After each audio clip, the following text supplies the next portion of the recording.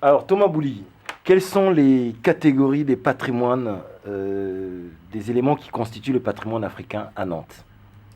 Je dirais à Nantes, bon, un peu aussi plus en France en général, et même en Europe. Mhm. Alors c'est vrai que l'étude qu'on a réalisée est à partir de Nantes. On a mis en place une typologie et qui est même reprise aujourd'hui à Bruxelles. Donc il y a trois types de patrimoine africain. Il y a ce qu'on appelle le patrimoine déduit, il y a le patrimoine produit et le patrimoine introduit. Alors, ça a l'air peut-être la poésie avec l'assonance. Le patrimoine déduit, c'est quoi? C'est que les Européens, comme tout le monde d'ailleurs, dans leur histoire, dans les rapports avec d'autres civilisations, ont développé des dispositifs. Le premier, c'est l'architecture. C'est-à-dire que à Nantes, puisque tu parlais de Nantes, Mhm.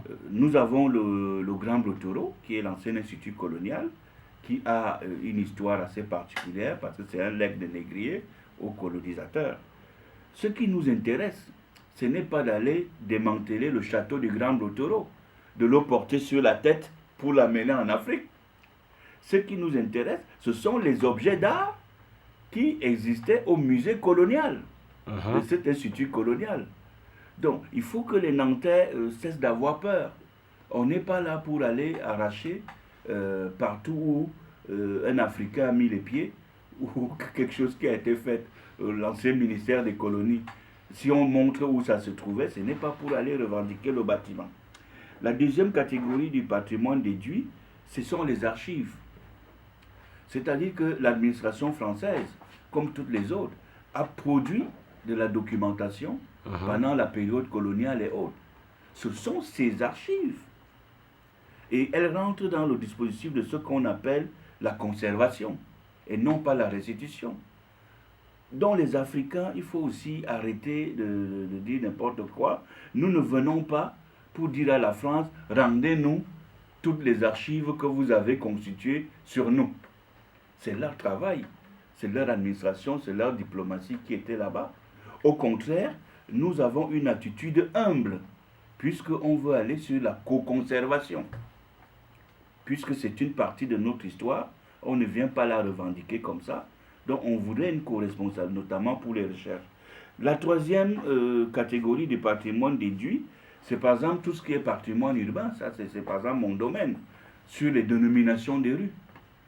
La France, pendant toute cette période-là, a envoyé des missionnaires, des administrateurs, des militaires, des commerçants en Afrique et les a glorifiés. Mhm. Nous n'allons pas aller prendre la statue du maréchal Leclerc à Nantes, ni déboulonner les plaques, même des gens comme Jules Ferry ou Paul Bert, qui nous ont fait tant de mal, ni même Clémence Royer. Nous n'allons pas aller dire à la France que non, sous ces gens-là, sinon il faudra. Donc là aussi, le patrimoine déduit appartient à ce pays. Même si nous n'avons pas la même lecture, c'est-à-dire que voilà, lorsqu'on voit quand même Bien entendu, et des c'est un statuts débat. des personnes qui ont été des tortionnaires pour nous et qui sont peut-être des personnes qui leur ont apporté une gloire après prédation, Oui, après agression oui, de mais l'Afrique. là on peut débattre. On peut débattre pour dire que, voilà, nous sommes aussi là. Nous représentons un certain pourcentage de la population, donc ça nous gêne. Et ça gêne même les Français. Mais ce n'est pas à restituer. Ça, je suis bien dans la restitution. Mhm. Mhm. C'est-à-dire que on peut parler de ça, par exemple, dans la valorisation. C'est-à-dire le côté éthique de l'existence de ces statuts-là. Exactement. Mais on Mhm. ne peut pas mettre ça dans le débat de la restitution.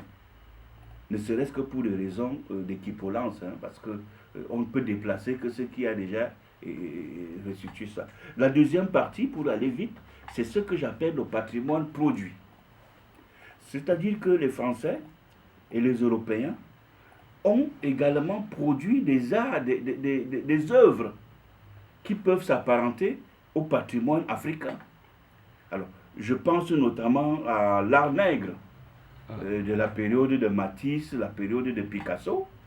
Donc, et même tous les peintres nantais, par exemple, comme Jean Bouchot, qui était peintre de la marine, Paul-Émile Laboureur, Pinard, tous ces peintres-là. Donc il ne s'agit pas d'aller vider les musées. C'est-à-dire, ce n'est pas parce que quelqu'un, Antoine Watteau, je ne sais pas qui, Monet, ont peint des noirs, que tous ces tableaux-là doivent être restitués à l'Afrique. C'est-à-dire qu'ils se sont servis de nous comme des modèles. Donc ça rentre aussi dans la valorisation. Et non pas dans la... Je ne sais pas d'ailleurs quel est le musée en Afrique qui va accepter d'être constitué uniquement pour garder les tableaux de tous ceux qui ont peint. Par exemple, Bala travaille sur la peinture africaine pendant la Renaissance, de la Renaissance jusqu'à la colonisation.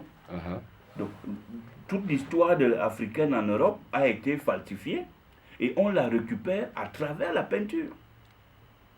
Bon, autre patrimoine produit, c'est tout ce qui concerne la science. Ils sont allés faire l'anthropologie, l'ethnographie en Afrique. Ils ont produit un certain nombre d'éléments qui, soi-disant, sont scientifiques. Parce que quand moi je vois l'exposition de Nantes là, où on parlait de champs paouins, on nous appelle des paouins. ça me concerne, puisque je suis Ekan.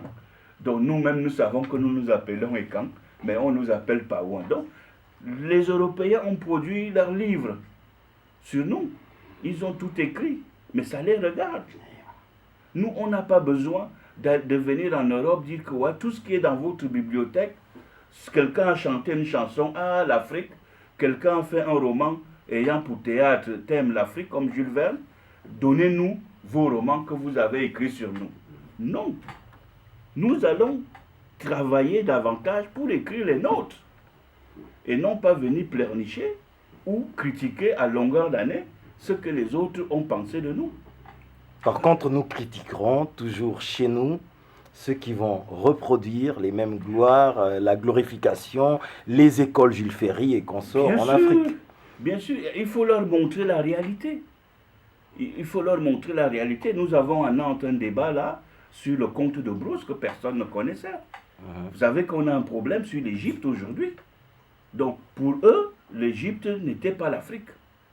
Et jusqu'à aujourd'hui, beaucoup continuent à être dans ce domaine-là. Et c'est justement la troisième catégorie des patrimoines produits. Alors, je prends l'exemple de la haute culture nantaise, c'est-à-dire celle des spectacles de rue. Donc, Nantes s'est mis à fabriquer des éléphants géants, des girafes géantes, et là, même un homme géant, le petit existe, le village de Kirikou, donc à reproduire dans des schèmes africains. Mais ce que les gens ne savent pas, c'est que tous ces éléments ont un dénominateur commun qui vient de ce qu'on a appelé l'hypogée de Regméré. C'est-à-dire que Nantais est parti en Nubie, il a visité les tombes et ils ont ramené le concept de la grandeur qui est représenté par trois animaux, l'éléphant au niveau de la masse, la girafe au niveau de la hauteur et le singe au niveau de l'agilité. Alors, depuis des années, nous parlons de ça à Nantes, tout le monde rigolait. Jusqu'à il y a quelques jours, début février, eh bien, on fabrique le singe. Il existe maintenant un singe géant, dont la boucle est bouclée. Donc, et ça, c'est quelque chose qui a été produit à Nantes. Donc, les Africains, nous ne venons pas ici pour réclamer qu'on nous rende l'éléphant géant qui fait du tourisme à Nantes. Ce n'est pas notre problème. Nous avons nos éléphants, là, on n'a qu'à bien les nourrir, à bien les entretenir. Alors là, il y avait un mot sur Jules Verne. On est sur Jules Verne, bien sûr. Bien sûr, c'est-à-dire qu'ils ont reproduit le monde de Jules Verne. Et Jules Verne lui-même a travaillé à partir du monde de Frédéric Caillot. Exactement. Et Frédéric Caillot est allé prendre ce concept en Égypte. Ça, nous allons le montrer le moment venu. Donc, c'est pour vous dire que c'est aussi de la valorisation et même de la reconnaissance. Parce que si vous attendez que des savants nantais vous disent qu'est-ce qui vous appartient dans les concepts qu'ils développent, mais vous attendez longtemps. Ils ne vous le diront jamais. Là, le singe est apparu là, cette année, aux machines de l'île, bon, nous on savait que le singe arrivera. Parce qu'il y avait déjà les 3 autres éléments qui avaient été fabriqués de façon mécanique et de façon gigantesque. Il ne manquait que le singe. Et on l'a su parce qu'en début d'année, vous verrez que la communication, par exemple, de Planète Sauvage, du zoo, vous verrez toujours que dans leur communication, vous avez ces 3 animaux. Ces 3 animaux, le singe, la girafe et l'éléphant. Pourquoi? Qu'est-ce que ça représente? Qu'est-ce que ça nous parle? Bon, bref, je ne vais pas rentrer dans ce débat-là, mais c'était pour vous dire que nous ne sommes pas là pour prendre, sinon ce serait de la malhonnêteté, de prendre ce que les autres ont produit en s'inspirant de nous. Alors, finalement, et je termine là-dessus, le patrimoine introduit, c'est quoi? C'est bien, c'est ce que nous venons de voir. Parce qu'il y a 3 principes sur le patrimoine introduit. Il y a le principe d'exclusivité. Donc, nous ne sommes pas là pour revendiquer ce qui est commun à l'humanité. Vous savez qu'il n'y a pas très longtemps, en Angleterre, en Grande-Bretagne, on a découvert que l'ancêtre des Britanniques n'était pas caucasien, mais il était négroïde. Ça, oui, ça froissait les Britanniques, mais c'est la réalité, c'est là. Ce ne sont pas les savants africains qui ont découvert ça. Donc cela veut dire que l'homme est d'abord africain. S'il faut que on restitue l'humain, c'est toute l'Europe, tous les hommes d'Europe qui devraient être restitués à l'Afrique. Mais ça, c'est des choses très simples. Donc nous ne sommes pas là pour revendiquer que tous les Européens soient restitués dans leur berceau de l'humanité qui est l'Afrique. Nous ne sommes pas là non plus pour revendiquer les ossements de tout ce qu'on découvre, mais par contre, tout ce qui reste humain. C'est par exemple la momie de Nantes. Les momies qui sont venues, c'est-à-dire des tombes d'Africains, ont été pillées. C'est par exemple les crânes des chefs d'Abomey, du Bénin. Ce sont des crânes humains, c'est-à-dire des gens qui n'ont pas de sépulture.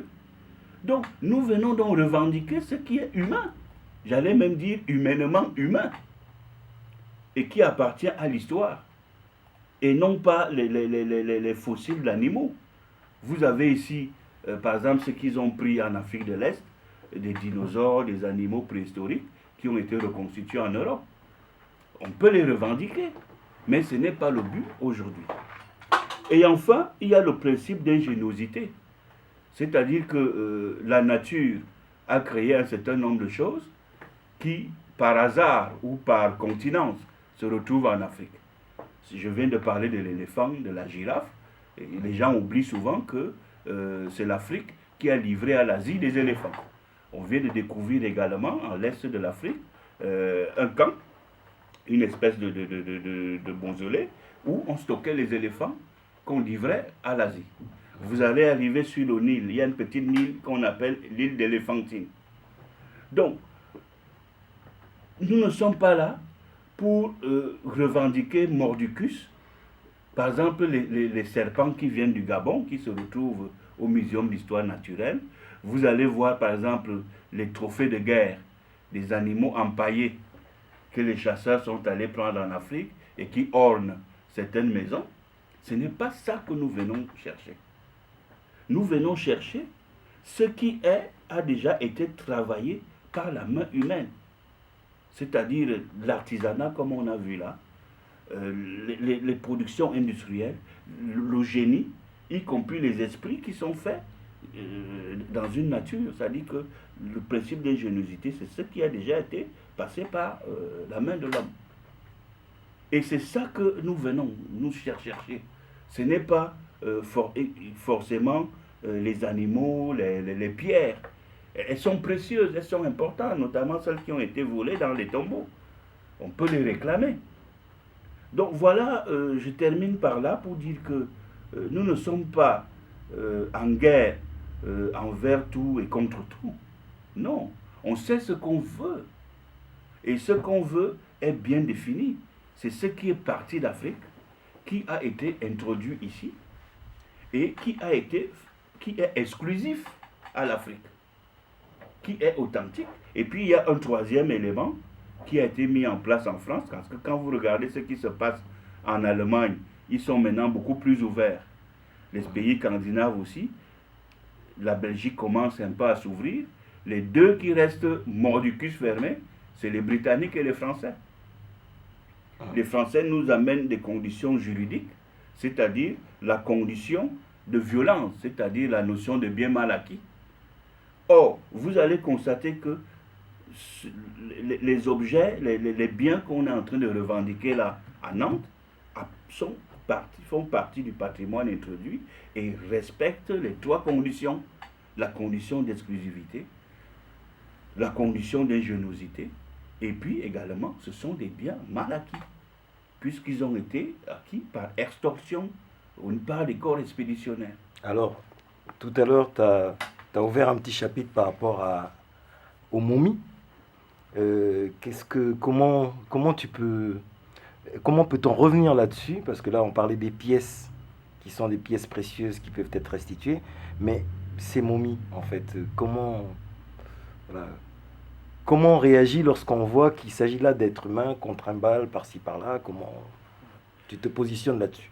C'est un peu compliqué parce que je ne connais que le cas de Nantes et puis évidemment ce qu'on a pu lire du débat entre l'Égypte et la Grande-Bretagne. À Nantes, il n'y en avait pas qu'une seule. Certaines ont été disséquées, d'autres parfois mangées. D'autres aussi, dans les années 50, ont été enterrés au cimetière du Pont du Sens.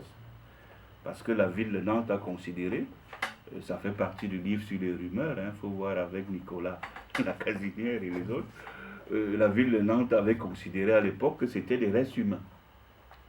Donc on a enterré des momies dans un cimetière à Nantes. Donc c'est vrai que celle qui reste là, elle était dans un carton. Et elle n'était pas sortie tout le temps presque depuis Flaubert, qui était venu à Nantes et qui avait découvert une momie et en avait parlé. Alors, la question que tu poses, c'est que c'est plutôt la valorisation et la restitution. Parce que, par excellence, la momie est un être humain. Alors, pour la petite histoire, on dit que ces momies-là, en fait, avaient généré quelques tensions dans le secteur du Pont du Sens. Oui.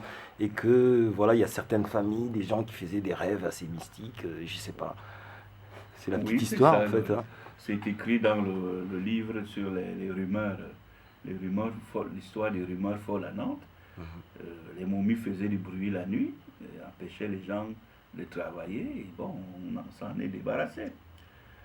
Donc, et ça aussi, ça renvoie à la représentation de l'Afrique, à la représentation de la peur aussi. Donc, c'est peut-être des psys qui peuvent mieux répondre à cette question-là. Mais en matière de patrimoine, je crois pour ma part que non seulement les momies doivent être restituées, parce que c'est des violations de sépulture. Imaginons-nous aujourd'hui que les extraterrestres arrivent et qu'ils commencent à piller les tombeaux de nos parents ici. Mais est-ce que la société actuelle va accepter telle chose? Donc, il faut comprendre. Vous me direz que oui, il y a des Africains eux-mêmes qui ont trafiqué ça. Beaucoup sont même encore aujourd'hui en train Et justement, si on va attaquer les marchands d'art aujourd'hui, c'est pour leur dire qu'écoutez, vous avez le droit d'exercer votre activité, il n'y a pas de problème. Mais il y a des limites. Et ne venez pas nous raconter des bobards sur l'origine de votre marchandise.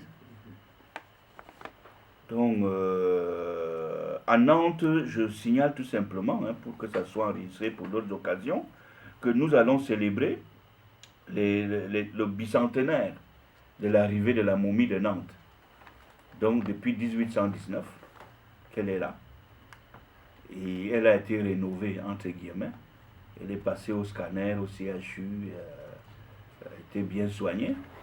Et elle appartient désormais au grand patrimoine de Loire-Atlantique.